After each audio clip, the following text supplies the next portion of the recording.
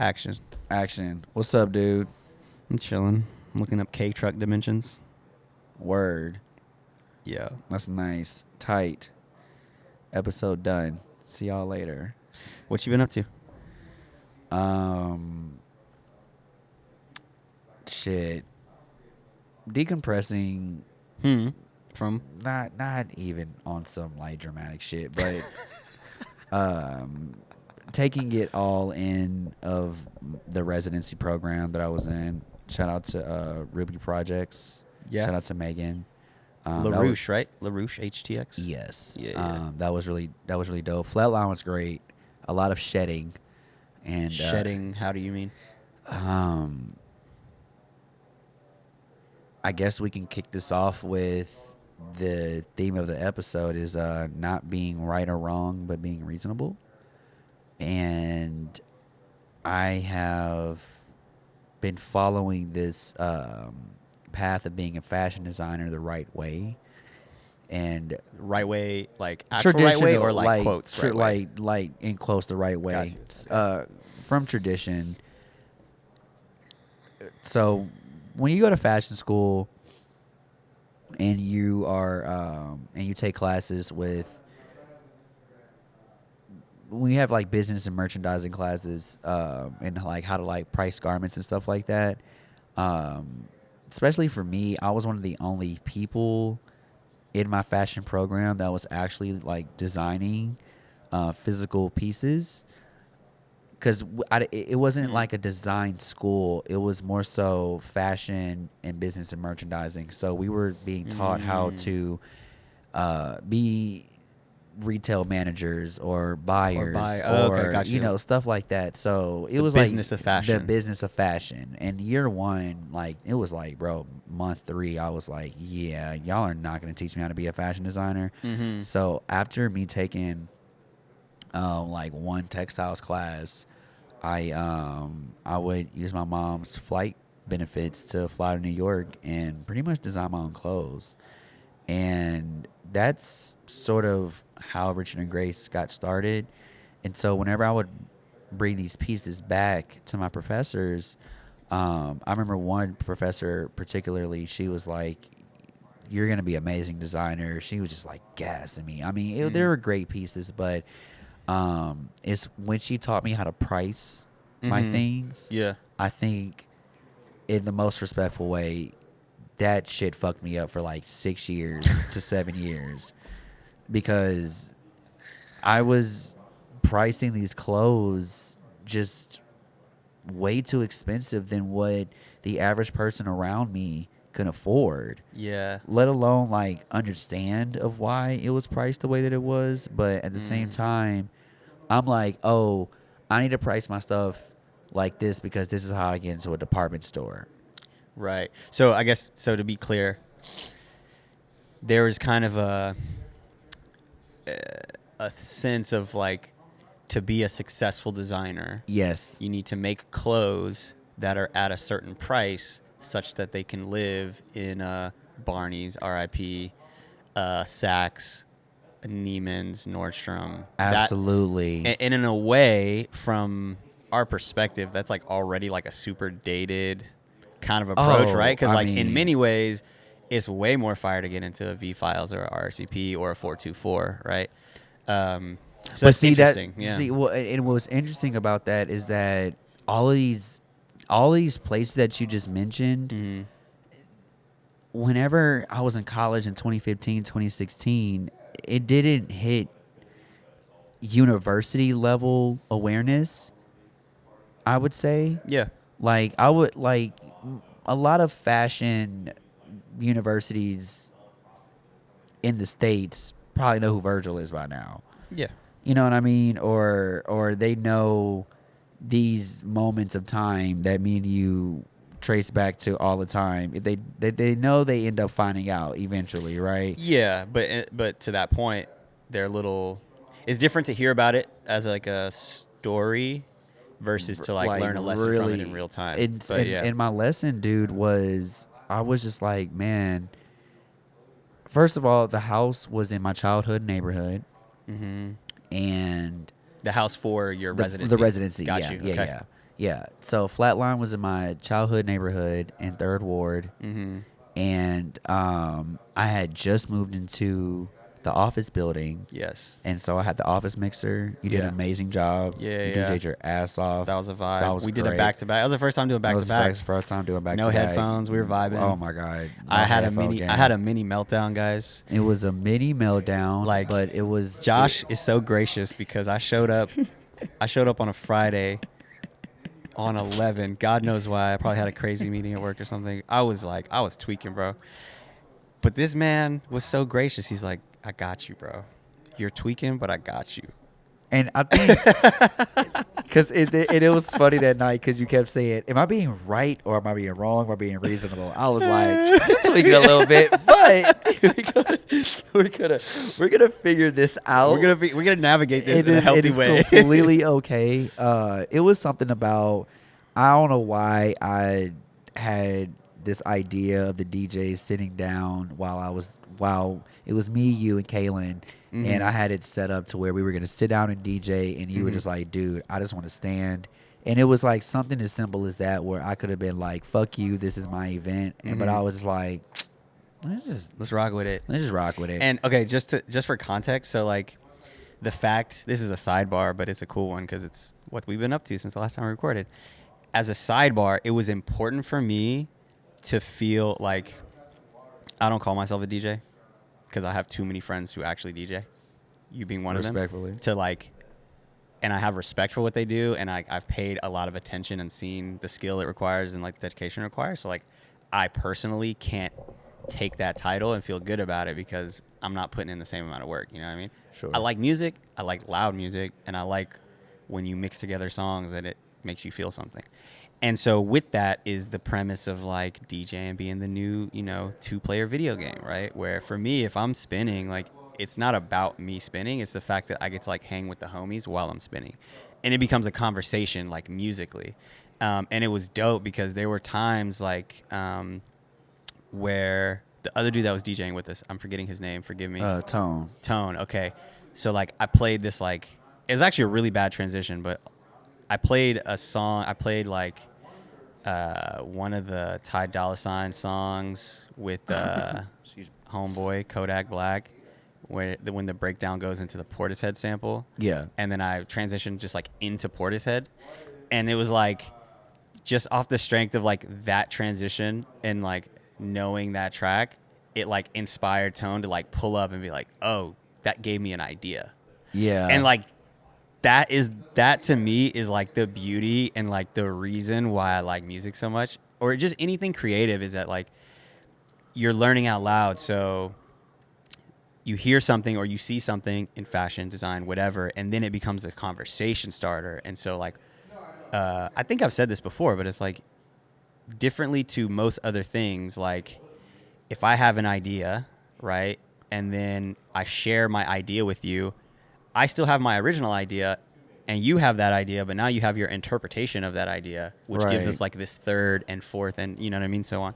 And so all to say, that was why standing up was so important for me. Yeah, because sitting down was like not as conducive to the energy of like collaboration and like the fluidity that comes with like, oh, I'm literally just gonna like walk up here, drop a track, and then walk off. Do you know what I mean? Yeah, no, which is like what we were able to do. That's what you were able to do. Like, yeah. So that's why I was tweaking, guys. No, it's all good. It's all good. So, had the office mixer. Yeah.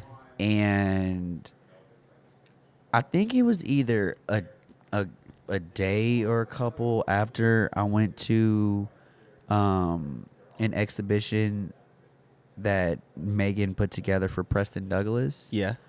Been knowing Preston for quite some time, so that's when I went to the house, and I was able to see the house originally, and that's when she asked, "Do you want to occupy this space for 4 weeks?" Yeah. It wasn't given a lot of time. No. Because normally art residency programs last like 3 months at least, 4 months. I mean, even if it's 2 months, I get 1 month. Are you Googling what's the average time of an art residency? Oh. No, it's way it's way cornier, but Okay, I'm gonna say it. But carry on. So yeah, it was it was a let me not try to put a bunch of canvases on the wall Mm-hmm. and call it like another art exhibition where you're not really knowing who I am as an artist. Mm-hmm. And it was not only an opportunity for people to pretty much like have the opportunity to come to my like bed, like Your come to my crib. bedroom, come to my crib. Yeah. Because I still do live with my parents, and No but shame. Ain't no shame. ain't no shame. But also too, I've realized is that it was a hybrid version of even when I do get my crib when I do have my crib soon, I'm not gonna have a lot of people in my house like that. Right. Yeah. Like yeah. you wouldn't just throw your address throw your addy on like a flyer and be Right. like, yo, pull up. Yeah. So I think that's what made it such the art exhibition experience where from like an architectural lens it's a duplex where she is occupying the second floor of this building, Mm-hmm. and the living room is the main gallery. Yeah. And so what I did was, and there's also like side bedrooms and whatnot, and there's also a bedroom where you can crash if you're living in the art residency. So what I did was reference Donald Judd. Shout out to my boy Jeremy. Shout out to the GOAT, Judd. How I even got to the flyer is Oh, I remember. thank you so much for that, bro. That was such a flyer. Wait, tell the story again. I'm remembering that it happened. So I forgot the details. I was like, yo, I'm trying to figure out a graphic for the flyer, and I'm thinking of a blueprint of a building because I just think building blueprints are like such awesome graphics. Yeah. And you were like, why don't you use the building blueprint of Marfa? And I was like, Yeah. that's why you're Jeremy Benson, bro. Yeah. There's a specific. I mean, he has a lot of buildings in Marfa, obviously, because he's like, he's Judd, and he had like the block, which is where he lived. He had his library there. I think that was the one I told you. I was like, yo, you should do the block because the block has the living spaces and like the kitchen space and like the library space and a bunch of display areas for his artifacts. He has his architecture office. He has a bunch of other spaces, but so the flyer was inspired by his that space, but then the exhibition was inspired by his the Spring Street house in Soho, in New York at Soho. And dude, it was just like fucking crazy reading that book. Mm-hmm. I actually have it in the bag. When it was on, I got to page 17 and I closed it and I was like, I actually read enough. You ever had that moment? Yeah. But it was just something about Donald Judd not feeling like he had enough space in New York, even though that building was huge. Yeah, for context, so if any of our listeners are in New York and don't know about the building, you guys should go to Soho. I think it's near, isn't it like on the same block as like Mercer Flight Club and like the Rick Owens store? I think it's a few blocks away. Yeah, for sure. Yeah, it's like a very nondescript building. I think it's like a bluish green, if I'm not mistaken. It still has like classic cast iron columns on it. Beautiful building. But basically, back when Soho was not what we know it today, he like bought this building and was living in it and making work out of it, which is a really sick concept. And it's something that when you go to Marfa, you get a sense of because he really believed in like living around his work. And so all the spaces that he would display work in, like permanently, he would have a bed in them. Like every space. Yeah. So it would be like a room that was effectively a gallery with a bunch of art objects and then a bed for him to, in the middle of him looking at his art, take a nap and like wake up and be around the art. And like that was like a very important component of I think how he approached his practice, which is that art is not just a thing that you go look at. It's a thing that you live with. Right. And live around.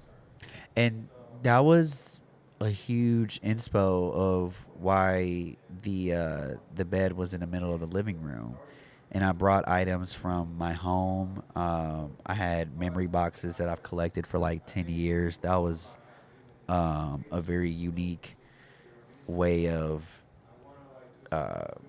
pretty much me creating my own time capsule. Like I was just like it's items that I had just been putting in these boxes for like the past 10 years. I've never looked through them until I went through the flatline. I had the flatline experience. Yeah. But it was great. I mean, also not to gloss over. Yeah. Because it was like yeah. How was it for you? It was sick. So I saw it before it opened a couple times. I think in the truest sense of the word, it was a living exhibition because like I would come in, like I came in the first time and it looked one way, and then I would come in a second time and you had like sat with it a little more and be like, oh, I moved this over here and I thought about doing this to this. And you even helped me like move some things around. We expanded the shit out of the space. Thank you for that. Yeah. So like there was a conversation where it was like, oh, like there's like when you walk up to the stairs, there's a landing. You basically land in the hallway. It has like a casework bookshelf, and then to the left is the living room, and then the living room has like a big opening between it and the dining room. And originally you had kind of all the things in the living room. Yeah. And so which felt like very, not in a bad word, it felt like very informationally dense. So it's like there's a lot to see there, which is good.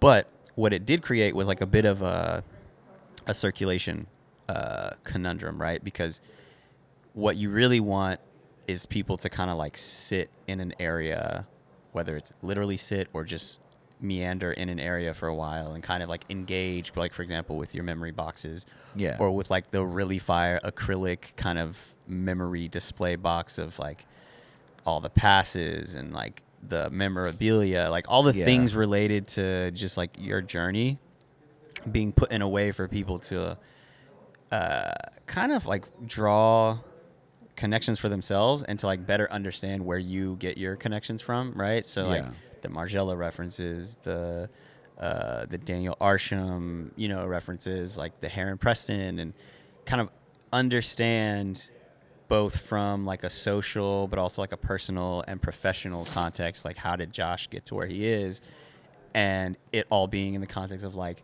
a bedroom effectively kind of drove that home. So yeah, we talked about, how do we like, can we move some of the objects to maybe expand the space across the two rooms, and then you really give kind of this whole like studio, like part studio, part bedroom, part gallery, part home. Like it has like almost like a surreal vibe to it. Something that I have in my house that we were talking about, because there was like a fireplace, and then like you had this piece of artwork like standing on top of the fireplace, and I was like, yeah, you should have put the piece on the floor in the opening for the fireplace itself, and then it's like the whole fireplace mantle became like a frame for the piece of art. It's like small things like that we would just have a conversation about, and it was sick because you only get that when you're like living with it. You know what I mean? When it's like you're walking by it, not because, I'm here to look at the art, but it's like we're here to chop it up and talk about some ideas. And just the way that composition of objects and memories like hits in a certain way creates like a vibe. Do you know what I mean? And like, that's what's so special about Judd. That's what's so special about like really powerful art, is that like sometimes it's just about the composition, like Jafa's really good at that. Jafa's compositional acumen is fire. Composition, dude, picking up, because what I've been noticing lately sometimes is that like I'll start something and then we like just like go, but just to like kind of piggyback. Let's go back. But to like piggyback piggyback on shedding, I needed to realize that being an artist and going down the path of being an artist that is making creative economical decisions, I don't have to submerge myself in what that perfect version of being a fashion brand looks like and feels like from the outside looking in. Going back to that traditional way of having a fashion brand. The only way it looks successful is if it's in these stores, priced at these prices. Yes. And since culture has shifted so much to where we have seen the shift in culture happen in real time, I am no longer wanting to be right. I'm not wanting to be wrong. I'm wanting to be reasonable with how I approach being a creative. Yeah. And it is making creative decisions that's going to bring a return on the investment. Yeah. Which is like, that clip that you sent me when Heron was talking about it. The concept of selling out, does it exist? Yeah, it's like, and as I am thinking about that, even still, I think the answer is still yes, but it's the way that I'm doing it. I'm not fucking selling out. Like how I think that was more of a question for myself, more than like the actual aspect of what it is. Because I'm sorry, still selling sweatshirts that have cotton on them, motherfucker. Okay, Chicken bones and watermelon, chicken bones and watermelon printed T-shirts, bro. Like I don't know. I mean, we said we were gonna say it, but selling a fucking shirt with the swastika sign for $20, I don't know, dude. That's crazy. So okay, wait, to get to that though, because I think that's an interesting point. Like that concept of selling out, right? Like I think that's interesting, and it's something that, like, if we go to the thesis of what we're doing here, right? Software update is like, we have stories and experiences that have taught us certain things that the 18-year-old versions of ourselves who may stumble upon some thread of culture that for some reason leads them here would want to hear.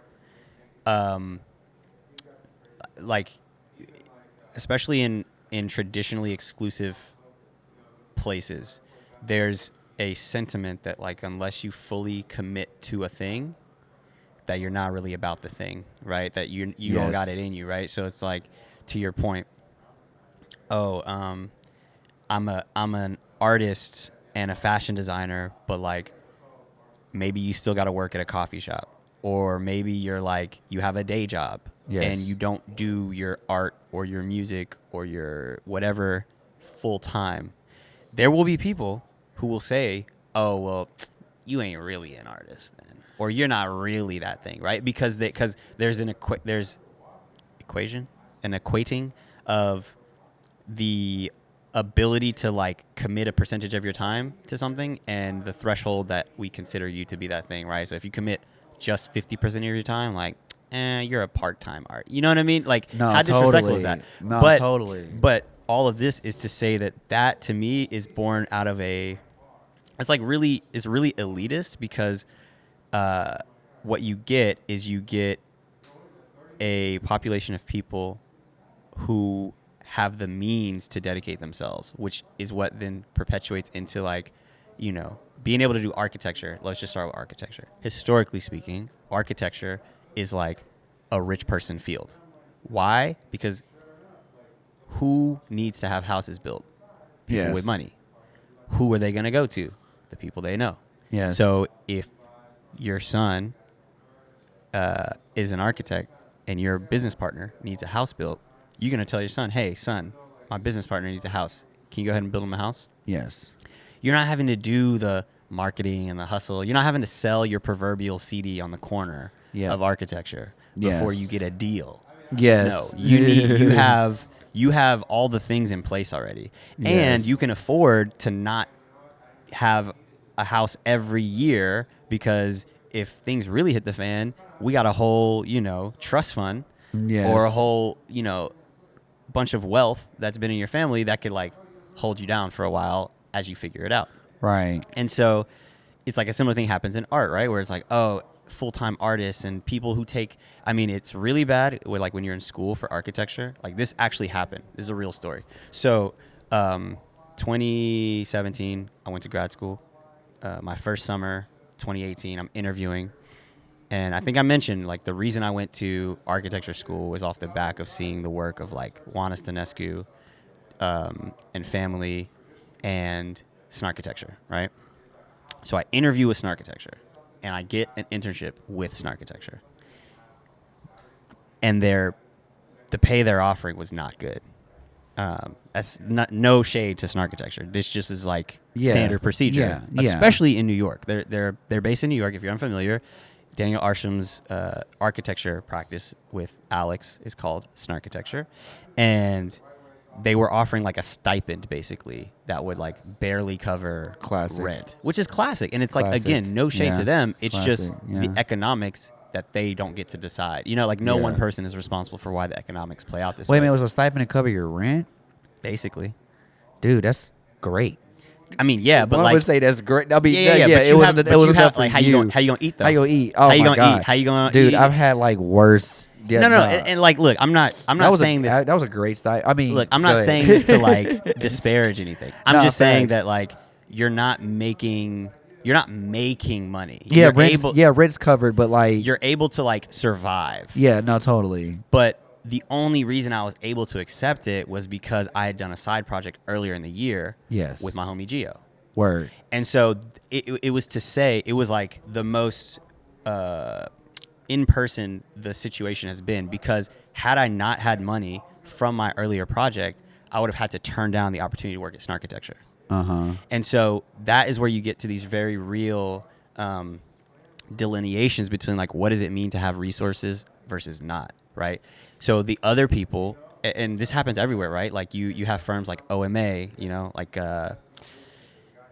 Snowhetta, like any like fire building you've seen that like gets a lot of publicity is probably made by a firm who has similar practices, which is like, look, we're going to pay you like shit, but people want to work with us. And so the economics tell us that we can pay like this because we will have people come and work for us. And like, when you think of things as like a capitalist business, it tends to get really distorted, but that's just kind of how it plays out. And so all to say, it's unfortunate that there's realities that like, for the person who doesn't have the resources, but has the skill to get an internship with Snarkitecture or whatever firm, architecture, fashion, music, otherwise, like you have to have like the means in order to afford to even like take advantage of the opportunity. You know what I mean? And so we're like one level deeper than just like, oh, people aren't getting equal opportunities. Like, no, we're getting the opportunities. It's just we're not able to pull the triggers on them if we don't have a parent or a family member or somebody that like has an apartment in the city. You know what I mean? Like maybe you get to stay at your uncle's apartment in New York for free, and like now you're loose, and now that $1,500 stipend is really going far because you don't have to pay, you know what I mean? And so that is just an example to say that even paths, not to cut you off, but paths, there's no right or wrong way of doing things. It's just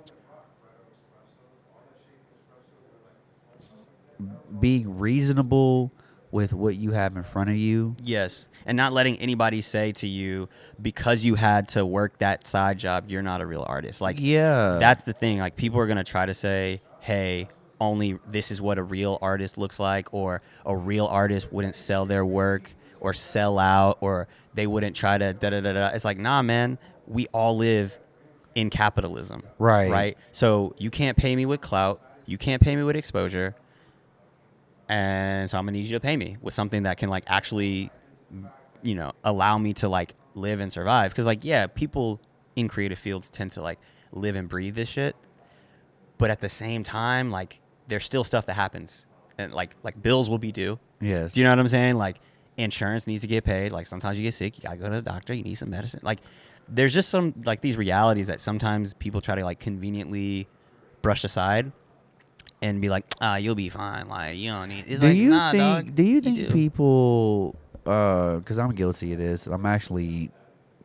There's another thing that I'm currently shedding is... Dude, I just cannot give anybody any more advice based on the idea of what I would do if I were in their position. Wait, say more about that. So do you think most of the time that hold on just a second,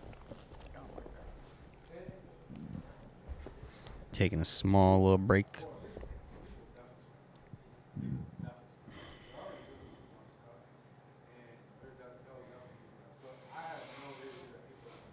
Ignore that.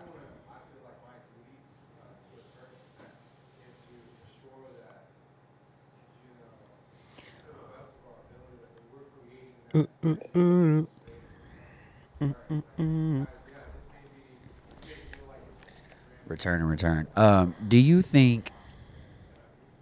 Okay, so would not really. If somebody were to ask me for advice, that's one thing. But if I'm like in social settings and I'd be like, "Yo, I see what you've been doing, and this is what I think you could do to be better." Like unsolicited advice. Yes. Oh my God, I'm so terrible at that. As But in, you do it, even though you think back, like, why did I do that? in some case scenarios, do you ever find yourself doing that? Yeah. I mean, look, it comes down to the fact that, like, when you show somebody who, like, okay, so being creative fundamentally is about seeing the world however you see the world and recognizing that you have, like, an opinion on the world that you can put into reality in some way, right? So it's like,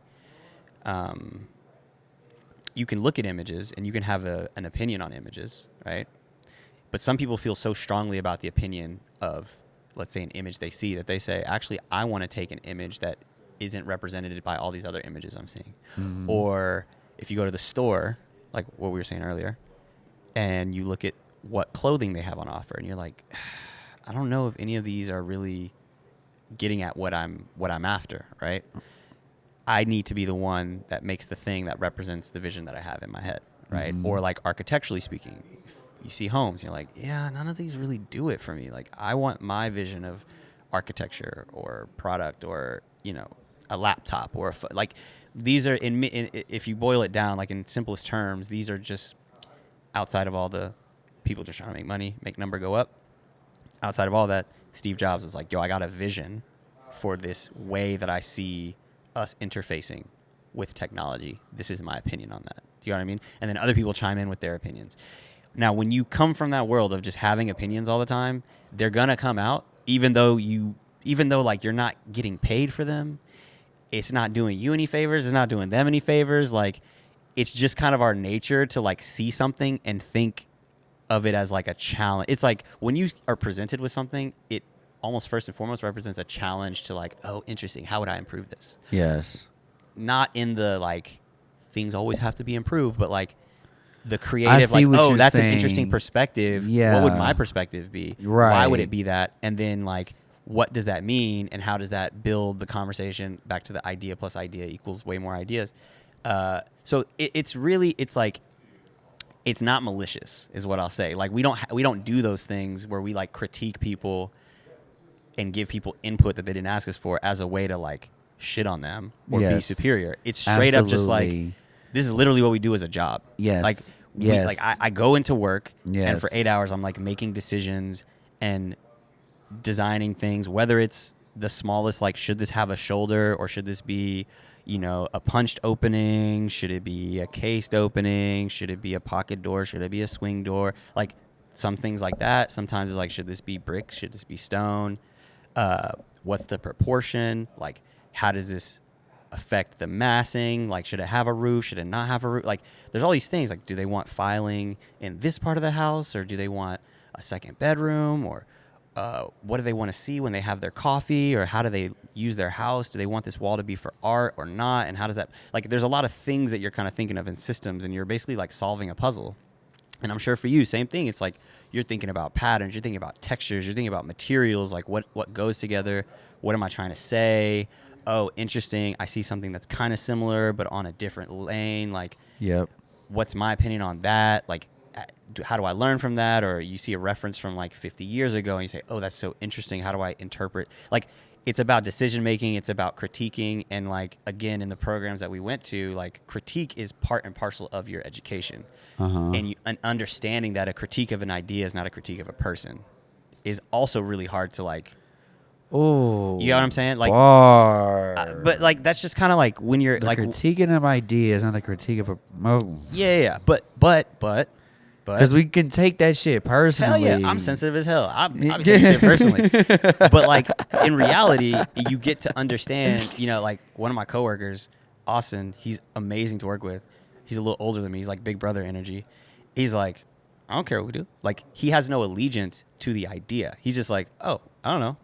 I don't know if it's this. I don't know if it's that. Could be either. But like we don't know. Let's explore it. Like, yeah. And then we'll change something. He's like, I don't care. Like there's no, you know, the whole like kill your darlings thing, right? Like when you really are like working at these levels, it's like throwing out ideas and having them be shot down is still just as exhilarating as throwing out ideas and having them be accepted. Like the acceptance of the idea isn't really the point, right? Yes. It's getting the reps in of like the critique and the, I don't know about, it's like there's this term called limit testing. Which I don't know where it comes from, but I've heard it used in the context of like when you are limit testing, testing limits. Okay. So like for example, what would be like, let's say you're coming up, you're making a car, right? And you're like, yo, let's see how fast we can go in this car before the tires start to skid. Word. When I turn the corner. Word. And then you figure it out. You're like, yo, after 70 miles per hour on this, 85-degree turn, my tires start to skid a certain amount. And they, like it's like what a racer would do. Like a racer is literally like, that's actually a really good example. When they go through a course maybe they've never been to before, they're trying to figure out like, okay, what are the bounds of this thing and how far can I push it before I like tip over the bounds of it and my car skirts off, right? How fast can I go before I have to brake? Yeah. Right? And I think in many ways it's like creativity is like a version of limit testing where you're like, ooh, let's try this thing. And it maybe is all the way over here. You're like, nope, that didn't work. And you're like, oh shit. Okay, cool. Let me try this all the way over here. It's like, nope, too much. You're like, damn, okay, let me go back a little bit. And you just kind of like figure out a lane or a vision or a certain like, oh, okay, so when the proportion of the room is like this, maybe the door shouldn't be 10 feet tall. Do you know what I mean? But like maybe they can be 8 feet tall. And then maybe there's times where, 8 feet is too big. You know what I mean? Like you're just testing the limits of like these nuanced ideas of like proportion and materiality and like what are people resonating with. Where, gosh, this is now turning into like a therapeutic session moment for me. I think that's why I do love coming up with ideas while I'm out at night. It's like, fire. It's fun because it's not more so of like I'm a fucking know-it-all. Yeah, I'm just I'm excited about what you have going on. Yeah. And it's like, what if you could do this? What if you could do that? And I think more than anything, it goes back to the episode not being right, not being wrong, being reasonable. Yeah. Because this is a reasonable way of collaboration. Oh, 100%. And if it's like, and if you are doing cool shit, and if I'm doing cool shit, I just hate when, and maybe these are just like two different levels and two different lanes. I just hate when you feel like you're good enough to be heard. And then it's people just not listening. Not listening. You're just like. I mean, look, that's always gonna happen, right? That's always gonna happen. But I like what you said about the collaboration part because it genuinely is. I'll do another reference from architecture school, and I think I mentioned it, but like the trays were this open environment where you could just walk by, and you're going to your desk and maybe you're on the 4th floor tray and on the stairs up you see this really cool model on somebody's desk and you just walk by it and now you have a whole conversation. Yes. Like I think the concept of like talking ideas out is a very critical part of the creative practice in general. Like the premise that going out for us is like it's like a test bed. Like for you especially as a fashion designer, yeah, like going out is straight up like you're beta testing.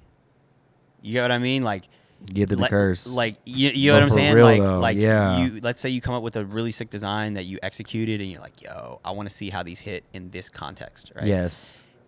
You quite literally get to like test out like, okay, how good do these pants perform?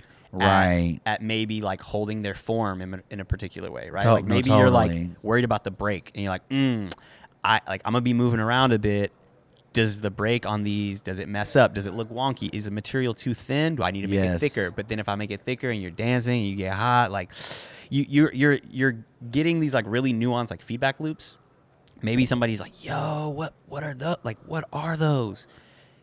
You get to get a feel in a very real way. And so it's natural that like we take those moments of us being so like, perhaps it's the weird way that we view being social. Whereas like for some people, being social is like head empty, brain off. Like I hate my 8 hours of my work. Yes. And now I'm trying to vibe. Yes. And that's two things that's different from us. One, we don't spend 8 hours doing things we hate. And two, thinking about interesting problems is a vibe for us.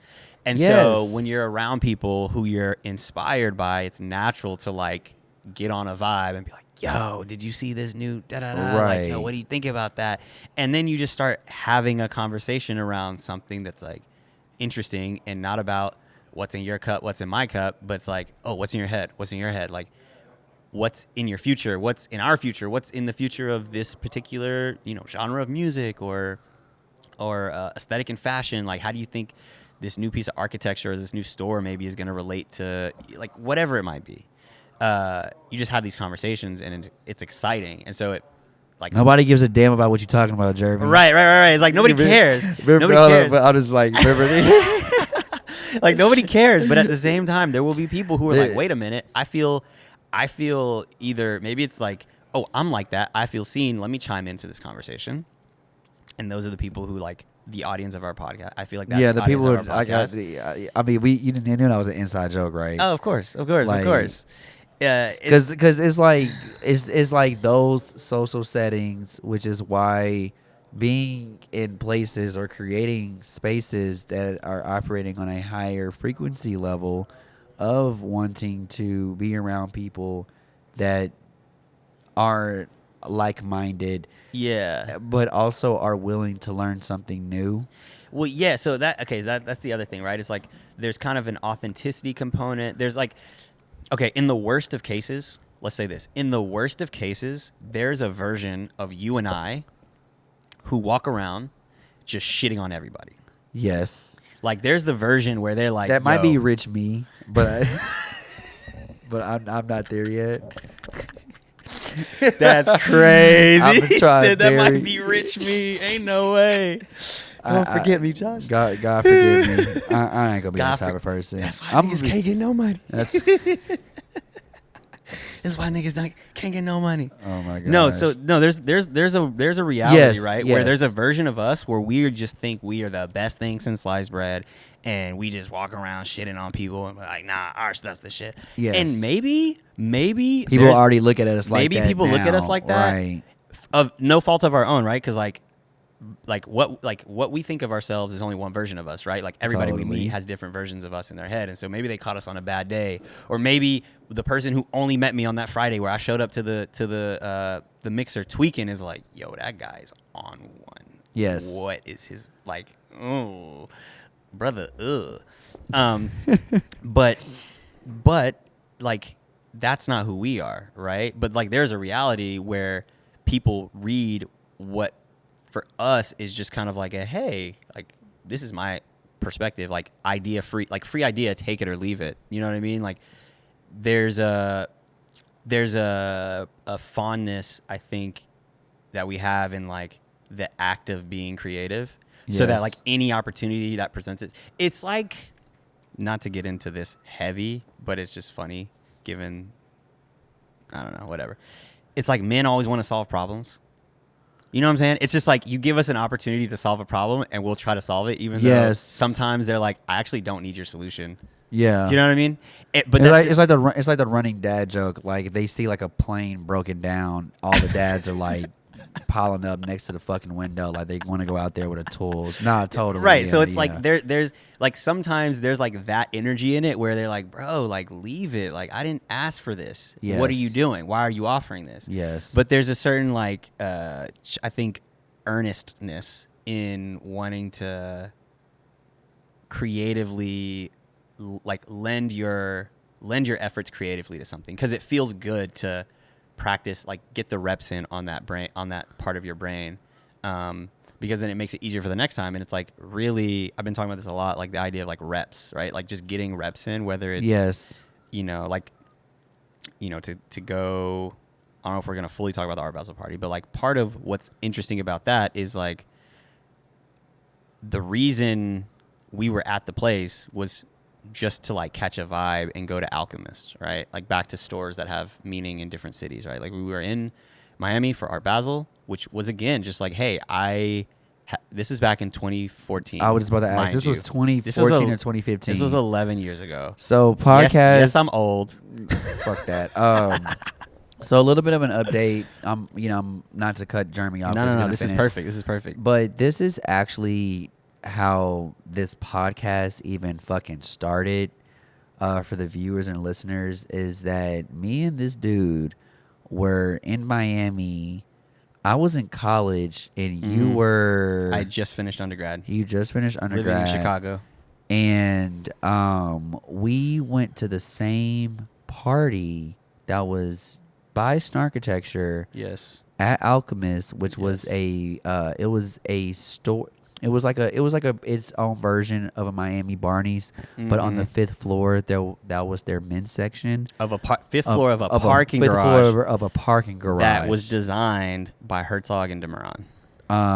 That shit was fire. I need to Google those people. Yeah. But we didn't realize that we were at the same party until we met again. Whenever last year, we ran. That was Was it last year? That was the first time at the Big Blanket Picnic. It was 2023 or 2024. It's 2024, bro. It was last year. It was last year. Yes. Wow. Yeah. So yeah, and me and this dude have been like best buds ever since, because in a parallel universe, it feels like he's lived this life where he was able to see culture shift to where it is today, and I have been able to live in another universe where I've seen the same things. And I swear to God, he's been like the only person that I've ever met in my whole life where not only he saw these things that I was seeing, but he worked with Geo, who... Shout out Geo in a parallel universe. I was working with Heron, so this is like a route back to Mr. Crazy A right now. And now me and him can come together with this knowledge that we do have and apply that to real time and to real culture. Yeah. But as you were with Art Basel. Yeah. So like the strength, like, so you go back to it, right? So we're here now. We're filming a podcast talking about like, man, what would we tell younger versions of ourselves? And it's like, go back 11 years. That's the version of ourselves we're talking to, right? Yes. And we were making the plays that like felt intuitive to us, but maybe now are like not as intuitive or like harder to intuit perhaps. But it was like, oh, I'm going to go to Art Basel with like $300 in my bank account, which is financially a very irresponsible decision. So I'm not endorsing this. This is not financial advice. But we got a reps in. Would I do it? Wait, what did Ye say? He said, I bought, he like bought a chain before he bought a house and I'll do it again. Whatever the bar was, it was that energy. It was like, if you told me, okay, like go somewhere with $300 in your account now, I'd be like, you're crazy. Yes. But if I had to do that again, I would do it again. Exactly. Because it's the exposure. And this goes, you were asking what I was looking up when you're talking about your art residency. It was luck is when, what is it? Luck is what happens when preparation meets opportunity, right? And so you could look at it and be like, this man Josh got lucky. But in reality, you had been working towards these things the whole time, right? And so when you get an opportunity, it just aligns. And I feel that same energy is kind of what inspired us both to go to Art Basel in general, just because it's like, hey, there's this interesting thing that I'm hearing about. I like art. I want to roll. I want to pull up. I want to see what the vibes are. And so this is like 2014, first time I'm linking with Geo in a minute. First time I'm linking with my homie Mo. Shout out to Mo. And we're in, Miami, just kind of like thugging it out, trying to figure out. We, seeing like Swizz Beats coming out when he was like first starting to get into art. I mean, now he has like the Dean collection. It's a whole thing. You know what I mean? Like he's like really in it now. But this is back when he was like just starting out, so people maybe weren't taking him as seriously. So he was going to the same shows we were going to, just looking at like Scope and Design Miami and all these things, and just really like. I remember the first time I walked into the convention center at Art Basel, and I was like, "Yo, this feels like Tumblr but real life." Yes. And like again, dating myself, but like Tumblr was the vibe for us. Tumblr is what Instagram was. Yes. Pre-algorithm. It was. I'm looking at really cool images that are coming from somewhere. Like, this is pre-AI also, right? So there was no question of, are these images real? It was more like, oh, is it photoshopped? Or like, which part of it is photoshopped and how do they do it? Like, it was a real, it's hard to describe. You saying pre-AI just brought damn near a tear to my eye. So, but right? Like if that real, was AI, you couldn't have Tumblr. There was like in the a same... beautiful thing about yes. that. And this is like another full circle moment, right? Because part of the journey of like popping out to Art Basel out of curiosity, and part of like the lesson or the advice I'm trying to give is that sometimes it's just about getting the rep of like showing up to a place that you're unfamiliar with. Yes. Being willing to like be wrong, whatever that means. Being willing to like look like a weirdo. Yes. Shout out to the cereal that you brought. or just generally being willing to like get sunned by like, oh, that's such and such. Let me go have a conversation with him, and they'd be like, nah, bro, I ain't trying to talk to you. Do you know what I mean? It's like, it's all these things that like what they call it. It's a canon event. It's like, yeah, this is like this is canon. You know what I mean? Like quite facts. Literally. I remember. I mean, I'm jumping around between like talking about Art Basel in general and like as like this art thing, and then talking about this specific party. But like at the party, I remember I was with Mo, and there was this like photo that we took that like in our friendship and in our professional lives is like, it's like the event. You know what I mean? Like we think back to it as like, oh, that was where all of this is traced back to, because the event is a meeting of, I forgot what the event even was, but I know it was a Snarkitecture event, and that's why I wanted to go, because I looked up to Snarkitecture, right? Right. And this is pre-grad school, mind you, so I wasn't in grad school yet. And I'm like, yeah, I rock with Snarkitecture. Let's like pull up and see what's up. And I run into these dudes that I know from seeing at RSVP Gallery in Chicago, and Virgil's there, and Alex and Daniel are there, and James Goldstein was there, and Jerry Lorenzo was there before. I think it's like right before Fear of God, or maybe as Fear of God was popping off. Yes. Heron Preston was there. Matt Williams was there. Like, bro, I had a conversation with Nate Brown. Didn't realize who it was. Yep. And like an idiot was like, hey, so he's like, yeah, I work in like stage design and production. I was like, oh, dope. Like, who do you work with? He's like, oh, like Drake and Jay-Z. I was like, oh shit. Like, just casually. You know what I mean? But sometimes they, especially I guess like pre-social media in that way, I believe that people actually do enjoy those moments. Oh my God, they were fire, bro. Like I look at that, moment so fondly. Well, Nate probably was like, "Yo, I'm glad I get to talk to somebody who may not know me." Yeah. In this way, yeah. But now, and for context, not to cut you off, this is like, for any of those who know about like Donda, not as an album, but as like a brain trust, right? Fucking peak Donda, right? Yeah. Like arguably, I was thinking about this the other day. I feel like PG Lang is like the modern day Donda, but way better. I agree. PG Lang is better than Donda ever was. I don't know if that's a hot take. Oh. I don't know if that's a hot take. And hopefully I'm not the first person to draw the parallels, but like when you think about kind of like the mysteriousness that surrounds PG Lang, like you know that at least Day Free and K Dot are part of it, but you don't know who else is a part of it.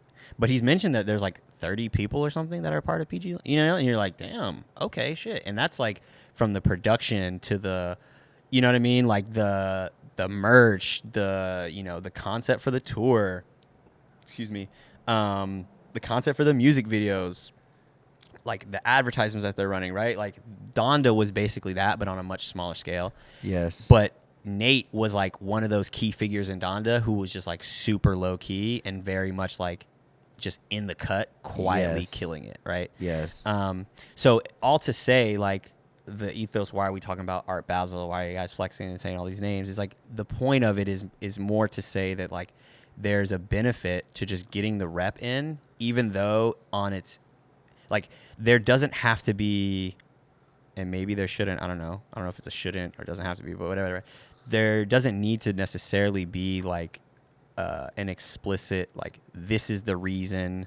Like you go to this thing and you're getting this reward for going there. Like there's going to be a lot of times where you like pop out and, you know, just like pull up and it's not a vibe. And you're like, damn, why does that?